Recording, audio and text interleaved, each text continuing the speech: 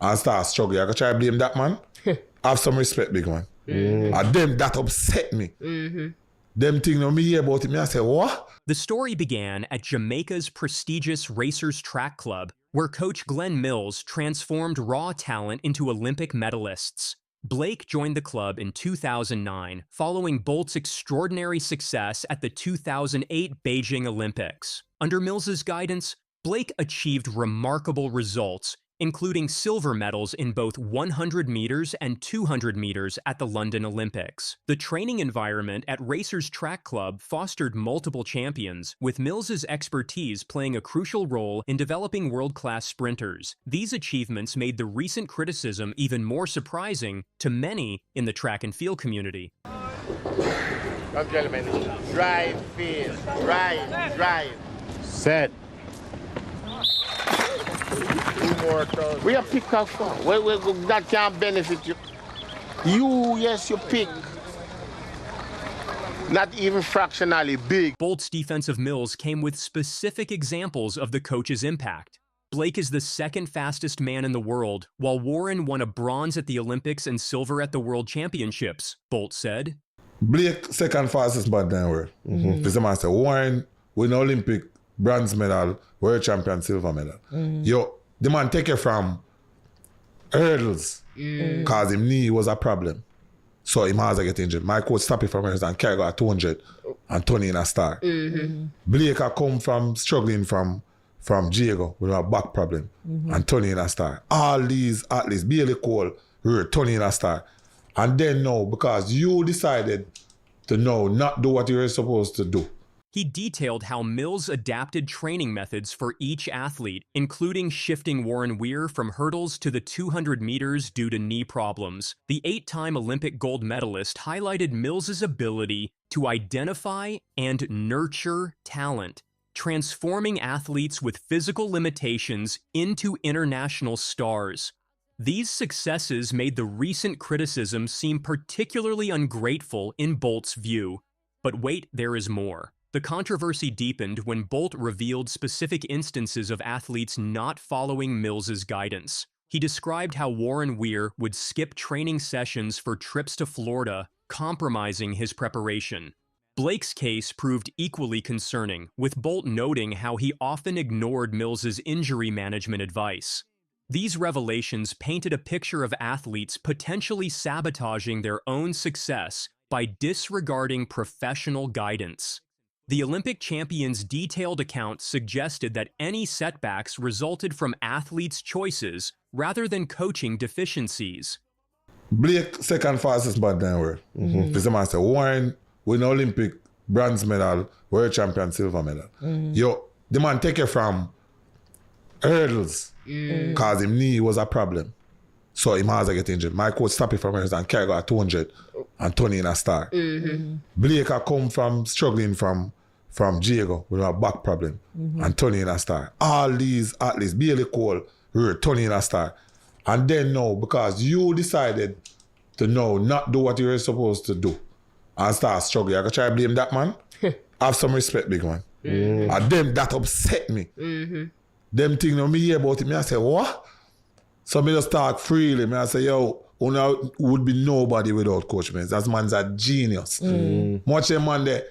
Bolt's criticism extended beyond just defending Mills. It addressed a broader issue of accountability in athletics. Have some respect, big man, Bolt said, expressing his disappointment in his former teammates' behavior. He emphasized how athletes should take responsibility for their actions during training sessions instead of shifting blame to their coach. This perspective highlighted the importance of personal accountability in athletic achievement, suggesting that success requires more than just good coaching. The impact of proper training adherence became clear through Bolt's examples. He specifically addressed Blake's injury situations, noting how different decisions might have led to better outcomes. When he got injured and the coach would say, "This is the direction that I want us to go," then Yohan Blake would decide that, "No, this not what I want to do," Bolt revealed. These decisions, according to the sprint legend, directly impacted Blake's career trajectory and potentially limited his achievements.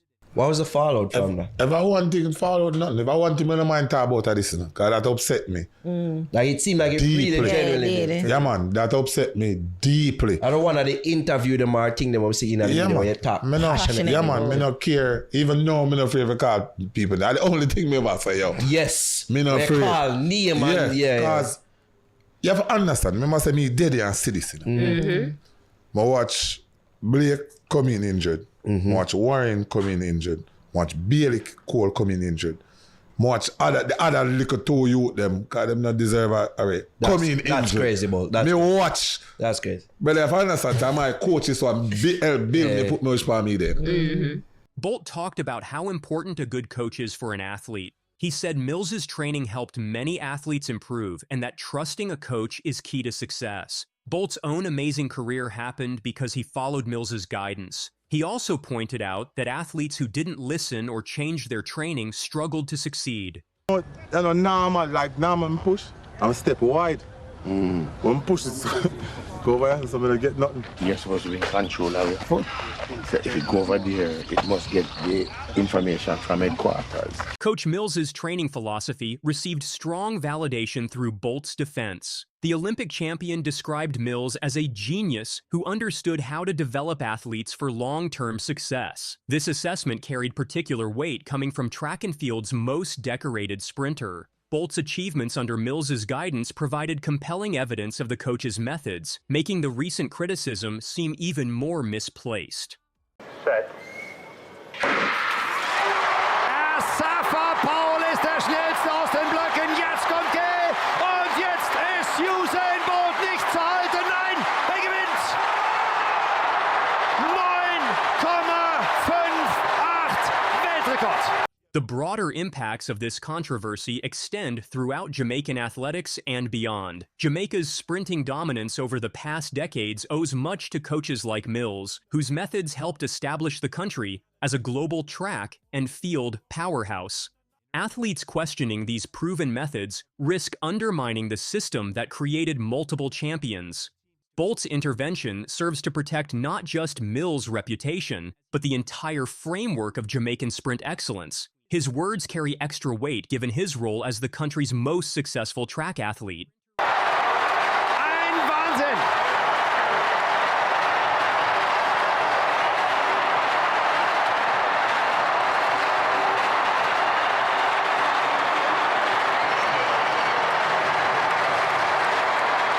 The timing of Blake's comments adds another layer to this situation. Coming years after his peak performances, his criticism of Mills sparked debate about athlete-coach relationships after retirement. Many athletes face challenges transitioning from their competitive careers, sometimes leading to retrospective criticism of former mentors.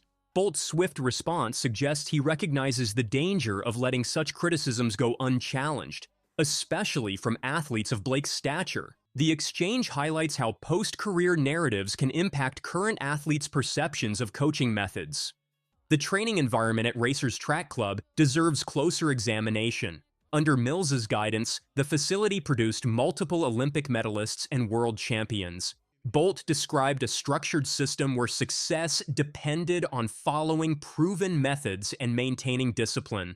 Warren Weir's reported absences and Blake's resistance to injury management protocols contrast sharply with this professional environment. Their struggles after deviating from Mills's guidance serve as cautionary tales for current and future athletes. Statistics support Bolt's defense of Mills' methods. Blake's 9.69 seconds in the 100 meters, making him the second fastest man in history, came under Mills' guidance. Warren Weir's transformation from a hurdler with knee problems to an Olympic bronze medalist in the 200 meters demonstrates Mills' ability to adapt training for individual athletes.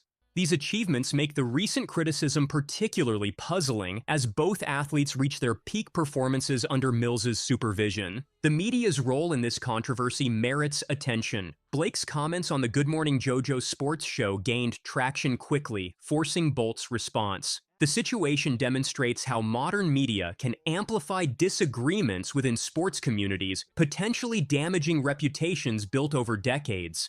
Bolt's direct approach to addressing these comments shows awareness of how unchallenged criticisms can shape public perception.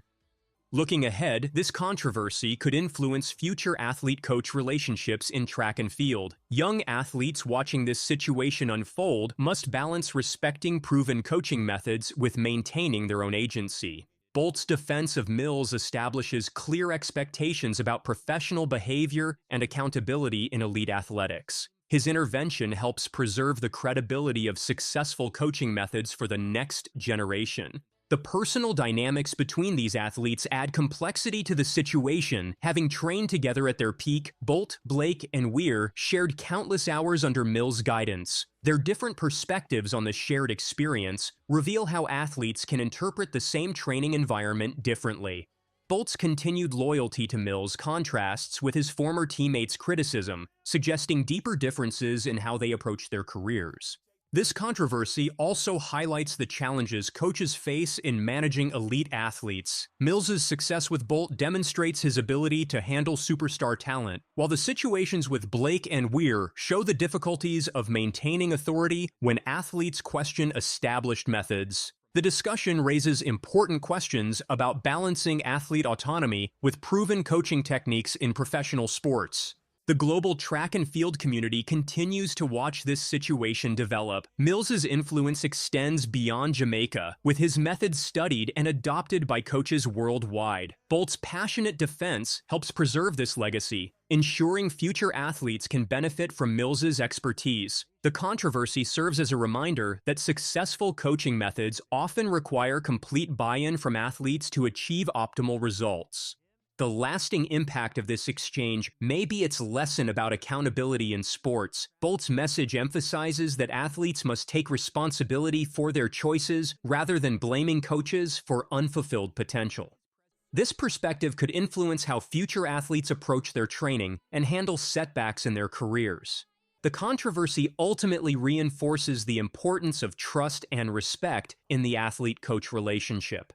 D'aquesta mitja, Jacob Kiplimo, l'atleta ugandès amb 24 anys. Aquest és el rostre del dia. Aquí el teniu.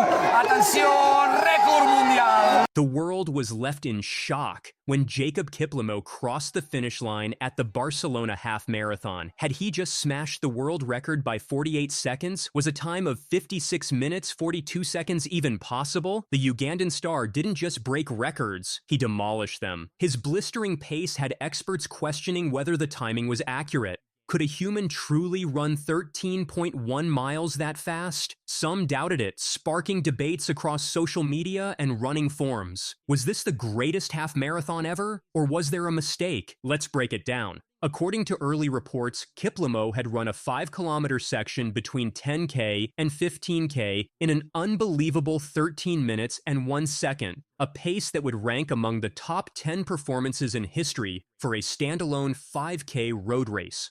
Such speed in the middle of a half marathon seemed beyond the realm of possibility, even for an athlete of Kiplimo's caliber. Questions began swirling about course accuracy, potential shortcuts, or whether the timing system had malfunctioned. The athletics community was divided between those celebrating a transcendent performance and others calling for an investigation. Race officials rushed to verify the data, knowing that the credibility of their event hung in the balance. The initial skepticism was understandable. This wasn't just breaking a record, it was obliterating it in a way rarely seen in endurance sports.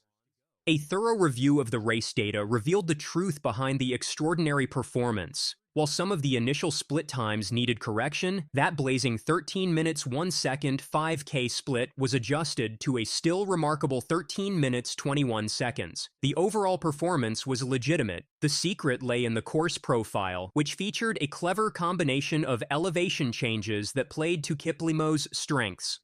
The first 5K included a challenging uphill section, explaining his relatively slower opening split. This was followed by a predominantly flat or downhill section for the next 10 kilometers, where Kiplimo unleashed his incredible speed.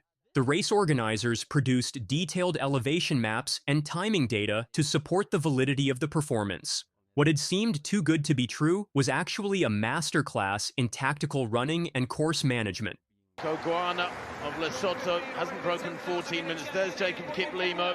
world record holder for the half marathon. He won the 10,000 meters here.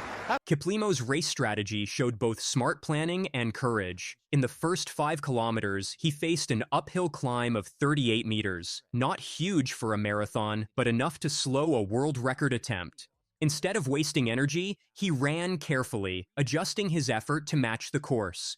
Once past the climb, he took full advantage of the downhill section, running at top speed. His smooth transitions between different terrains proved he had both natural talent and smart racing skills. He paced himself wisely, avoiding the urge to push too hard uphill. This patience helped him use the faster sections to his advantage without getting too tired. But wait, there's more. Kiplimo's record shocked the athletics world with its incredible speed. He finished in 56 minutes 42 seconds, averaging about 2 minutes 36 seconds per kilometer or 4 minutes, 11 seconds per mile, faster than most elite runners could keep up with for even a few kilometers. His 15K split of 40 minutes 7 seconds not only broke the world record, but changed what experts thought was possible in road running. Comparing this to his 2021 record in Lisbon, he showed a similar smart pacing strategy. Historians likened his achievement to legendary moments like Beeman's long jump or Bannister's first sub-4 minute mile. Once verified, the performance turned doubt into celebration, marking a truly historic moment. What makes this record even more remarkable is Kiplimo's post-race demeanor and comments. Despite achieving something that many thought impossible, he remained humble and analytical about his performance.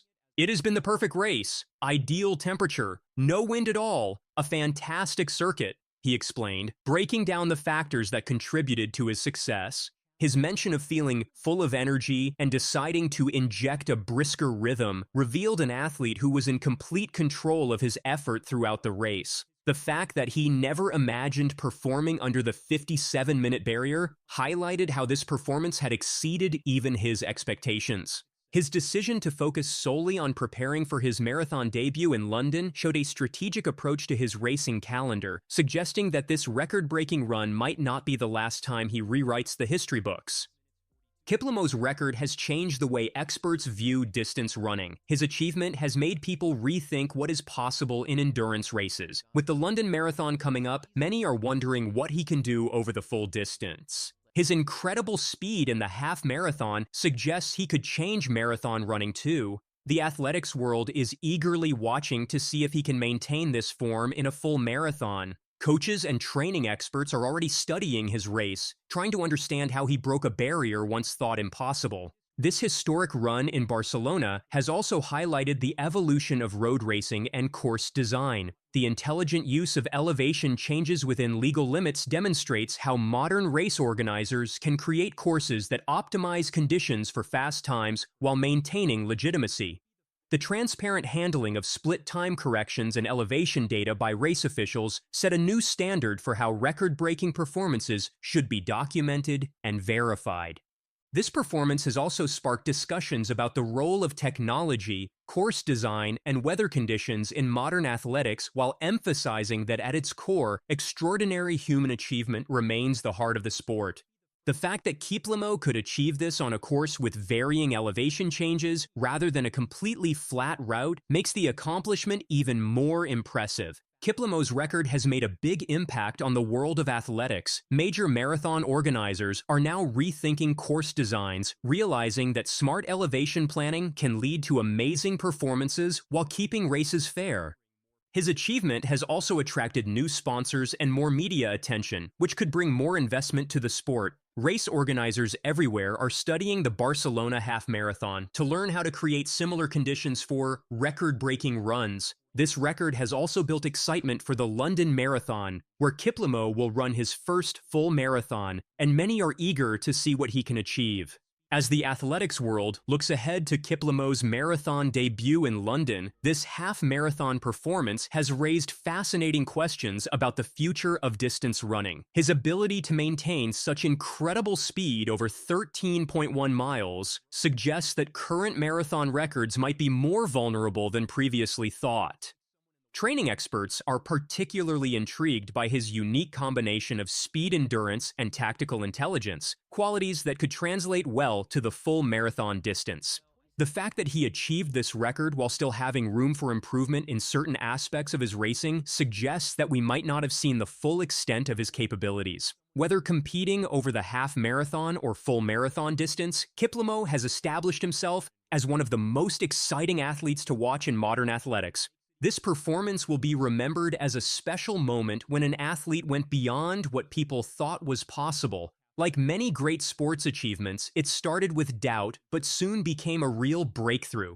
For future runners, Kiplimo's 56 minutes and 42 seconds will be both an inspiration and a challenge, showing that limits can be broken. The details of how he set this record, from the course to his split times, will help others try to beat it. As athletics grows, this achievement shows what can happen when great talent, perfect conditions, and smart planning come together.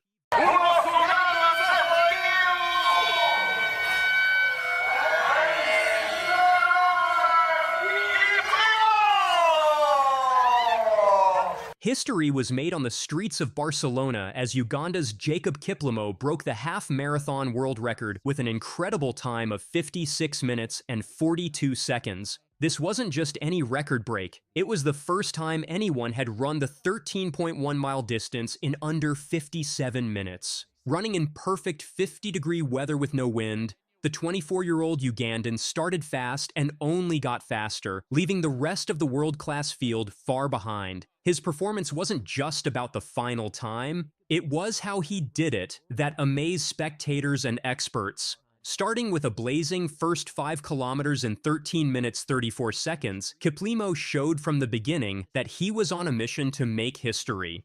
The way Kiplimo broke down the race showed his brilliant planning and amazing strength. After his quick first 5K, he actually ran faster for his second 5K split, clocking 13 minutes 12 seconds to reach 10K in 26 minutes 46 seconds. This 10K split alone would have ranked 4th on the all-time list for road 10K races, and remember, he still had another 11 kilometers to go. But instead of slowing down, Kiplimo found another gear, running his third 5K segment in an unbelievable 13 minutes 1 second. By the time he reached 15K in 39 minutes 47 seconds, he had already broken the world record for that distance, becoming the first person ever to run 15K under 40 minutes. It was so good, he was so patient, he knew what he wanted, though we'll be leaving track to marathon, but at least he has something he has left behind. He has a history.